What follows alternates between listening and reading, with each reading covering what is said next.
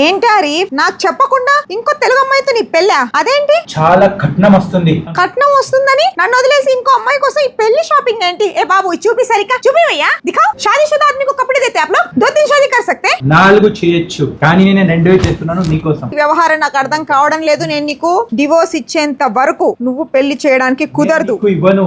ఎందుకు మరి ఇంకో పెళ్లి ఎలా చేసుకుంటావు? నేను ఎంత ఫుడ్ తింటున్నా, నా ఫుడ్ నేను అంత ఫుడ్ తింటున్నాను, నువ్వు నాకు డివోర్స్ నన్ను వదిలేస్తున్నావా? నా కోసం చేయట్లేదు, నీకు హెల్ప్ అవుతుంది. వంట చేస్తుంది, జాడు పోచ చేస్తుంది, వర్క్ చేస్తుంది. నాకు 3 కోట్లు కావాలి. అది టేబుల్ మీద పెట్టు, వేరే ఎవరితోనే పెళ్లి చేసుకో. ఇస్తా ఇస్తా, ఇవ్వు నువ్వు ముందు. అసలు అంతా నీకు ఇస్తా.